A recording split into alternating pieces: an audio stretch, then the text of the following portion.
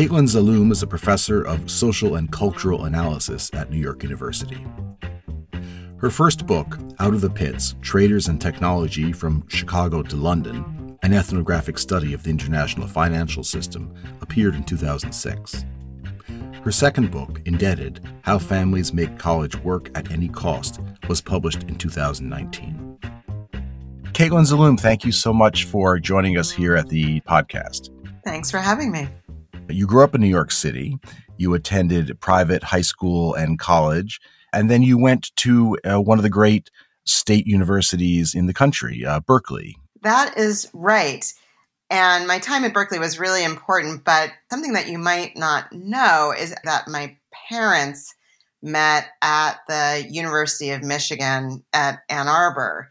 So I feel like I am possible as a human being because of one of the great public universities in the country. There is no way that my father, who is the child of a Syrian immigrant, and my mother, who is the daughter of Appalachia, would ever have met if it weren't for the University of Michigan. You are, in some ways, the product of the very great public institutions that you write about in this book. You went to study at Berkeley. What did you study there? I was a graduate student in cultural anthropology, which actually they call sociocultural anthropology at Berkeley. That hyphen between socio and cultural is actually really important because it indicates that we're not only studying kind of values and meanings, but also the structures and social hierarchies that are embedded in those cultural apparatus and which reproduce them. You would at one point describe yourself as an economic anthropologist. Could you tell me a bit about what that means? An economic anthropologist is someone who's really interested in all forms of exchange. So here in the United States, we think of economics as being about market exchange, goods in the marketplace that you trade for money. But anthropologists think about economics much more broadly than that. We really look at all kinds of exchanges, both monetary and, importantly, especially in our context today, non-monetary. For instance, 50% of the economic activity in this country is uncompensated. It's the kind of labor that goes into producing homes, raising children, doing the shopping, cleaning the house. All of that labor is something that anthropologists would look at very closely to try to understand how our cultural beliefs and values shape what our trading is like. You're really sort of an expert on exchange and different forms of exchange, symbolic and otherwise. That's right. But we do really look at the kinds of exchanges that people count as economic. So it's a view from the perspective of the people who are actually doing the trading. So it is symbolic exchange for sure, but then it's also the exchanges that you do when you go to Target or Trader Joe's as well. We don't count market activity out. It's just part of a broader spectrum that we like to consider. And what drew you to this particular perspective? That is a very good question. I grew up, as you mentioned, and went to high school in New York City. My parents actually lived in the suburbs, and I was always a bit of an outsider at this very elite high school that I went to, and you went to too.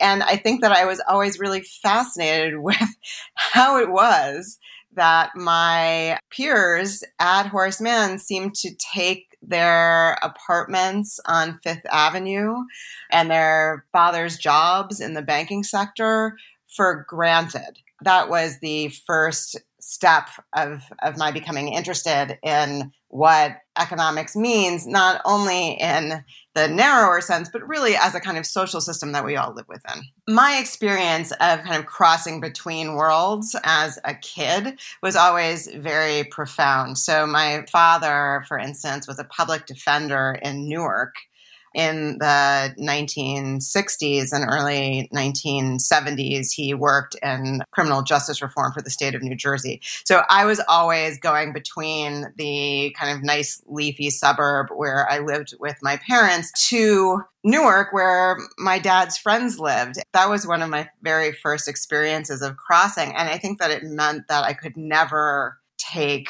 the social environments that I moved through for granted. I grew up with stories about the uprisings in Newark. My parents lived there when that was happening, and there were snipers all over my mother's neighborhood while my father was downtown working to try to get people out of prison.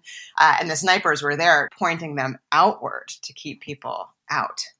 So I think that is a really stark reminder about the kinds of power that go into creating and sustaining the sorts of social divisions that we live with and which we do too often take for granted. In graduate school, you decide to write about the Chicago Board of Trade. How did you come up with that idea?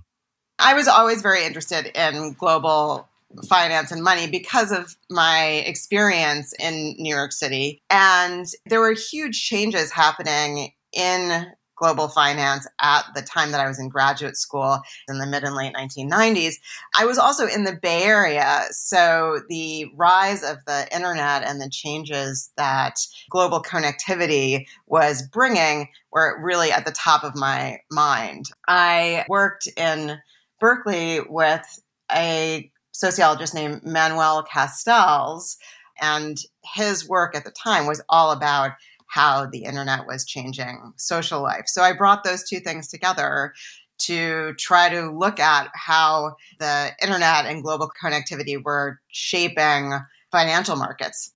So even as you were sort of in the thick of late capitalism and consumption in New York at a Tony private school, you were also thrown up against the next manifestation of that, which is the internet boom and all the things that came around with it. And maybe it was my desire not to feel so embarrassed because in the 1990s, if you were in your 20s, there were tons of people around you all getting really, really rich. And being in graduate school was not one of those ways. So I figured I would turn it to my advantage. You decide to work on the topic of markets and financial exchange at the Chicago Board of Trade. Your first job was as a runner on the grain trading floor.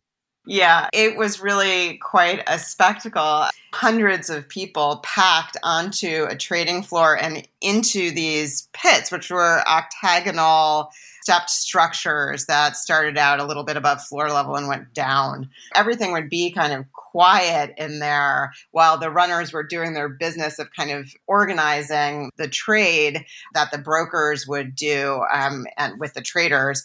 And then the bell would go off in the morning, and it was just like this incredibly loud, really chaotic seeming scene. It was completely deafening. And then there were like these boards above where their prices are changing really, really fast. I wanted to understand what the order was that allowed for all of this incredible activity to be happening. I was also getting, elbowed out of the way and variously hit on and sometimes just wildly ignored. It was a really intense kind of field work. There probably weren't many other 20-something, brunettes on their way to a PhD running around. No, they really did not understand what I was doing there. That actually worked to my advantage. I was perfectly upfront about it, but it didn't really matter to most of the traders that I was working on a study. Were there other women on the trading floor? Very few, very few. I mean, it's really a man's world, or it was a man's world on the trading floor. It still is a man's world now that trading happens inside banks. There were several women, but I mean, I could count them on two hands. And mostly those women were related to other family members on the floor. So there were networks of families. One family had 13 people on the trading floors of the Chicago Board of Trade. So after that, you worked in London as a futures trader? I did. Also for my dissertation work, but I was taken in by one of the trading firms in Chicago, and I went with them as they opened their office in London to work in the European market. It was very much a comparative experience, but it was also a lesson in how those global markets were sewn together, not only through the cables that joined these different sites kind of physically so that trading could happen in the sort of instantaneous way that it does, but also joined in terms of the cultural expectations of trading itself and what kind of people were assumed to be the right kind of people to be traders. As a cultural anthropologist, what was interesting to me about that was to look at how this system that was like part technology, but then also part culture came together to create something that we think of as a global market. Is that participant observer technique that you used, is that common in the academic discipline you were trained in? It is the foundational method for cultural anthropology. Most anthropologists do some kind of participant observation work. What was unusual about what I was doing was that I was doing this traditional kind of participant observation in a site where there was very little access to most people who might want to see and experience and live what was going on in a place like the global financial market. I imagine a lot of participant observation work is done through the observation part, interviewing, things like that. I don't think there are many people who actually get down and start trading. I was very fortunate to be able to do that. I had a deal with them. The deal was that I was going to be there doing my research, and if I made money, they were going to keep it. And if I lost money, they were going to take my losses. And that seemed like a perfectly fair deal to me. The book that resulted from it is Out of the Pits, Traders and Technology from Chicago to London. You say at one point that it was really a book about ethics. And you say, quote, "The problems I consider here are ethics. What is the proper relationship between thinking and acting in the market? What is the relationship between the norms of economic action and the material and human form of the market?" I felt like that prefigured a lot of the work you did in Indebted, How Families Make College Work at Any Cost, looking at the structures and the ethical dilemmas that people get into as they act within these structures. Absolutely. One of the things that was interesting to me in the futures markets was that I was watching a market under construction. This kind of global futures market that we live with today was something that was being put together while I was observing it.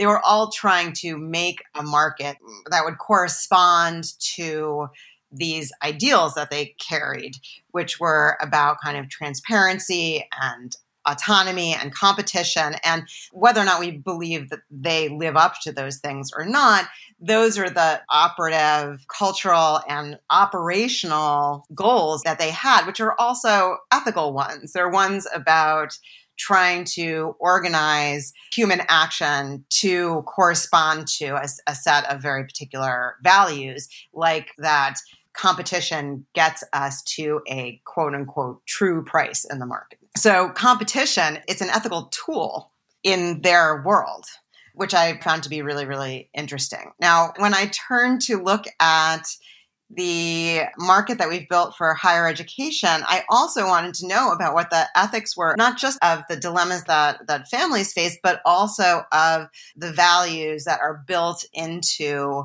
the system of paying through college for debt we've put together basically since the 1990s. One of the most powerful themes running through both of these books was really the way that we operate in structures that have all of these implicit moral codes and ethical ideas and goals.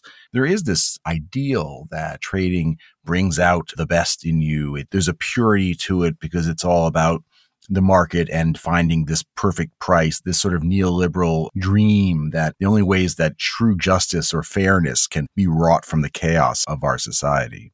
It starts from the idea that society is chaotic and that individuals in competition are the foundation of what our social system should be. Of course, like that is an incredibly masculinist perspective, and it takes for granted all kinds of things, but it is an ideal that corresponds very closely to the rise of the market as the mechanism through which we are supposed to be finding the right distribution of goods and services and life chances. And that's really something that's happened since the 1970s. And it was really precisely during the 1970s that this culture of trading arose. That culture of trading becomes a very good way to understand what is happening in the broader cultural transformation that the market has wrought. It is astounding to look back at so many cultural phenomenon in the last 50 years and how much they're shot through with all the masculinist market metaphors that you point out in both books. Mm-hmm. Right. So it's not only that the market will solve the problems, it is also that exposure to market discipline will shape people into the kinds of beings that will then respond in positive ways to being inside of the market. So the market not only finds solutions, it also is supposed to make people. Your second book, Indebted, How Families Make College Work at Any Cost, which was published in 2019. Maybe you could tell me a bit about the origins of the book. It started actually at the moment when I got my first job and had to sign up for a 401k plan. And so this was after I'd spent time on the trading floors. I'd had all this market experience, and yet I got all of this paperwork about kind of like, well, what particular, mutual funds should I choose in order to secure my future? I was just like, I have none of the tools to understand what's inside of these things. How on earth am I supposed to choose? That was my first indication that there was something really amiss, because even with the experience I had inside the markets, I was being asked to make decisions as if I were a market, but without any of that information. And as I got deeper into my experience teaching in universities, I started to hear more and more from my students about how in debt they were just for their college educations. It dawned on me eventually that they were being asked to do a similar thing to what I had done with the 401k, which was that they were being asked to make these huge financial decisions that were going to have vast repercussions for their lives, but around student debt and in precisely the institutions that I was working in as a professor. So I really felt like I had an obligation to my students to try to bring some light to what was happening to us as teacher and student inside this vast university system that was costing them. The book is a fascinating combination of a razor-sharp analysis and wonderfully illuminative anecdotes. I went to college in the 1980s. You went to college in the 1990s. And I was fortunate enough to be able to leave college without debt, as were most of the people I knew. And when I started teaching, I was surprised by how many would-be graduate students would come in and tell me sort of sheepishly, usually, how much debt they had. And I finally got to the point where that was one of the first questions I would ask. And if someone says something like, well, I have $100,000 or $90,000 or dollars in debt, I would just say, you seem great, but you just can't do this program. You're going to incur more debt just because living in New York is expensive, and NYU can only defray a certain amount of your tuition costs.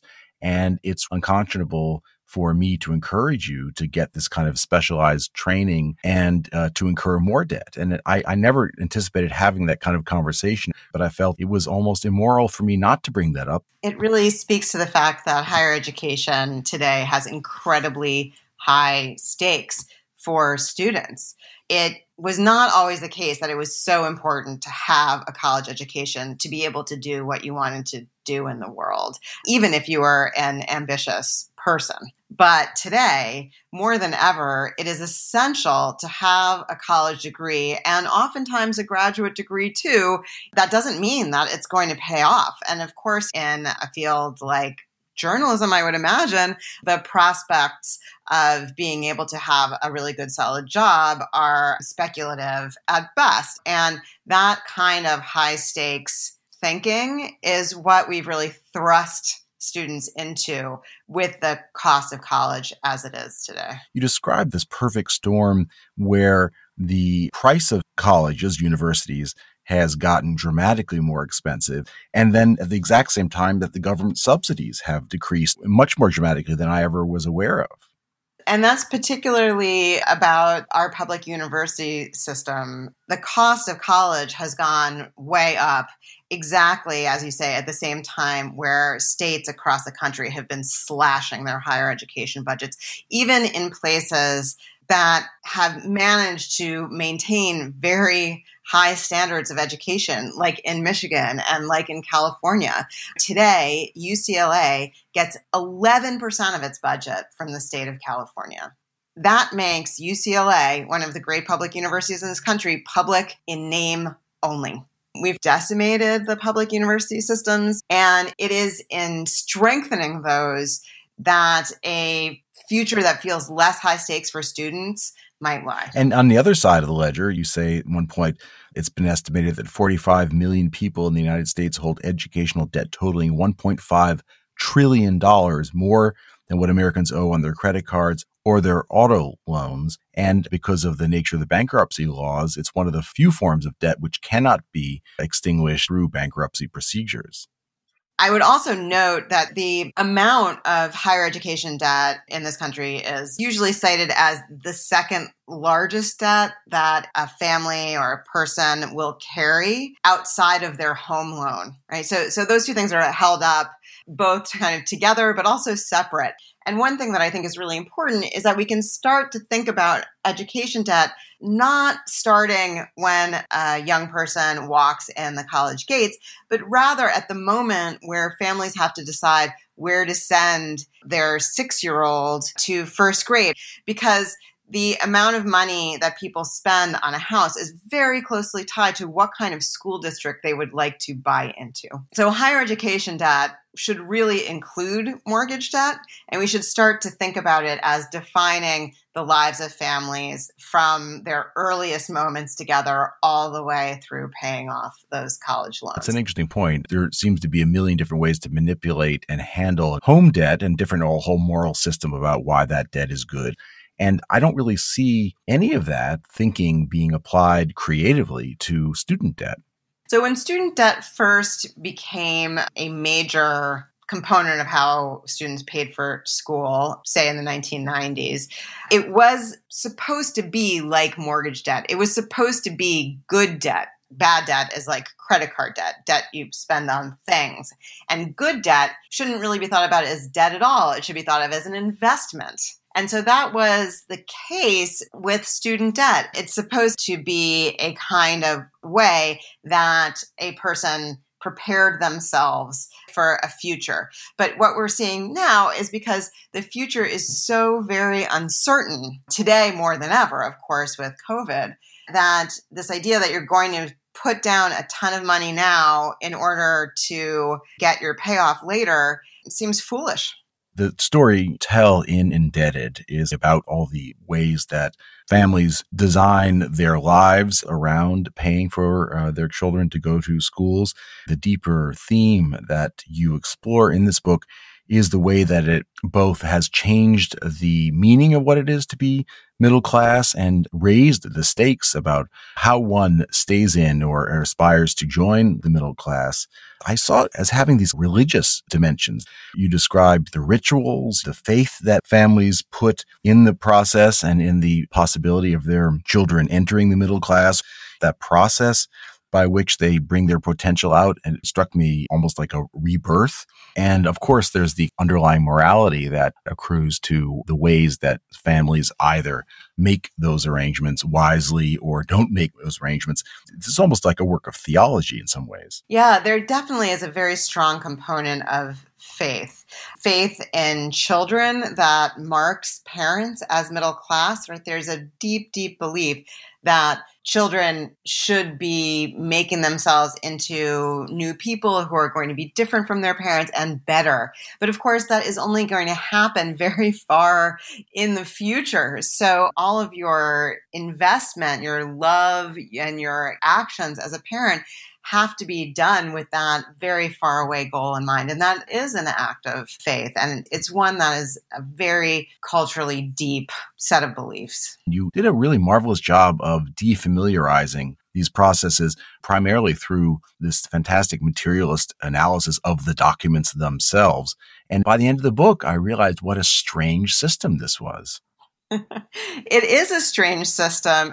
Another way to think about ourselves as quite strange is just to look at other places. Most of the European countries, Canada, Australia, all of these places carry different kinds of assumptions about who should be paying. For instance, in Sweden, Swedish students carry some of the highest debt loads, in part because of the fact that once they leave their parents' homes, they take on all the debt for their own lives. Once they leave, they're gone.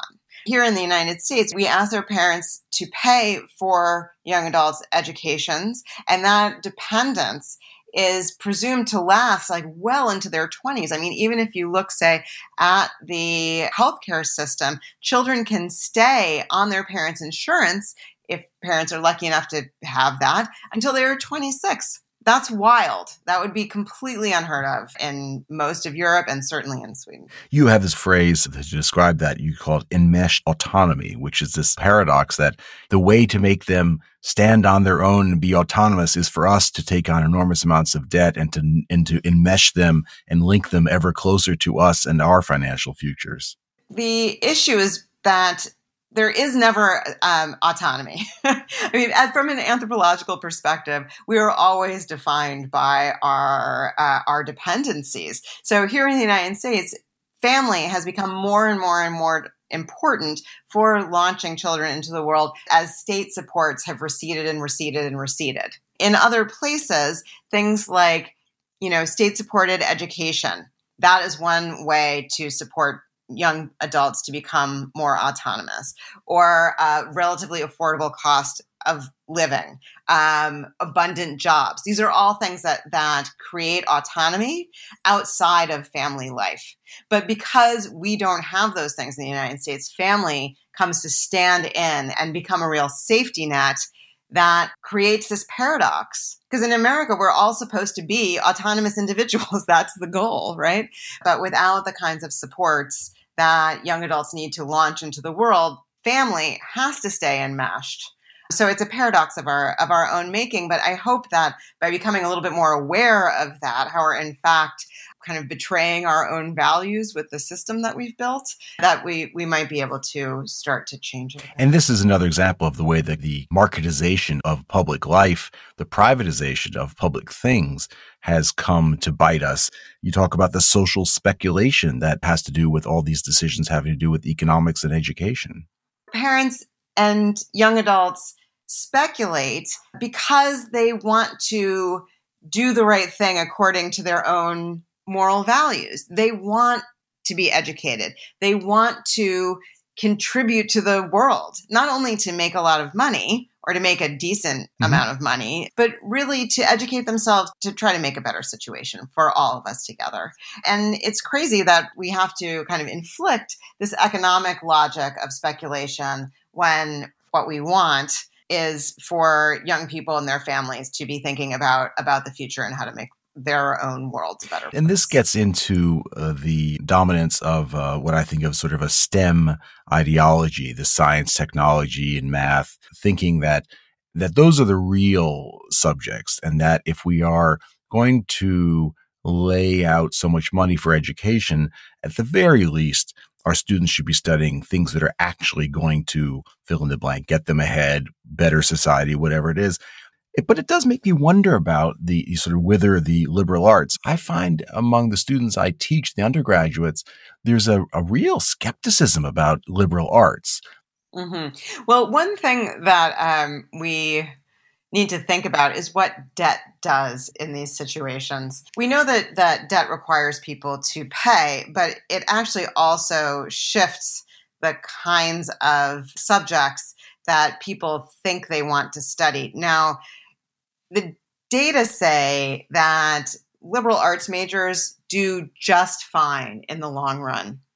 The STEM majors get paid more out of the gate. Okay, but that doesn't mean that they don't, that it levels out. But what it looks like is that the people who are the STEM majors end up with being able to pay their debts right away. So the question is, what is the ideological effect? Well, so we raise the amount of money that people have to go into debt in order to get an education, and they are looking for a quick payoff. Of course they are. They have to. And so it really twists the goals of education when we make students so indebted. Yeah, you can't quite say to somebody, I know that it looks terrible in the first 5 or 10 years, but it will even out after that.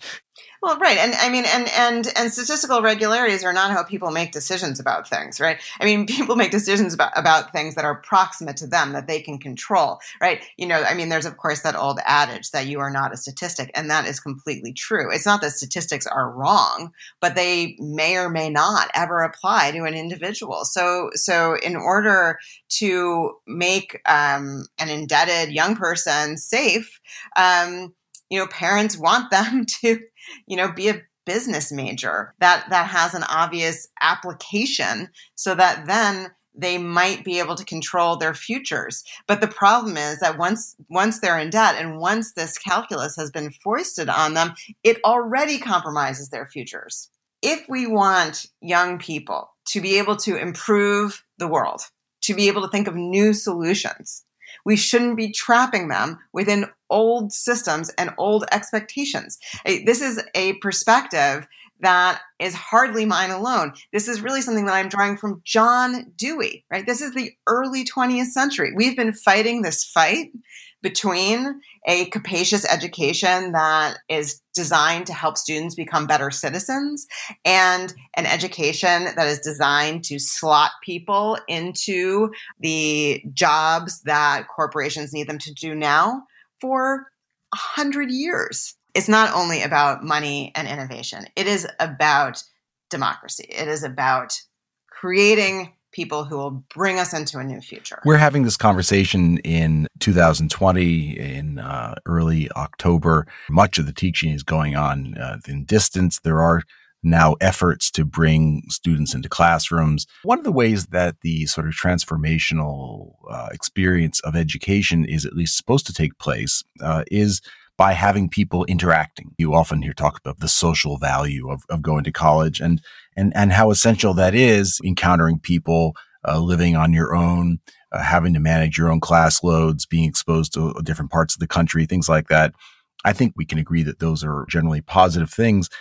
In a distance learning world where students are either at home, at their parents' home, learning on computers, or in dorms, but also learning in computers, not going to classes, I wonder whether there's any possibility of having that kind of experience. Will that kind of experience simply fall away?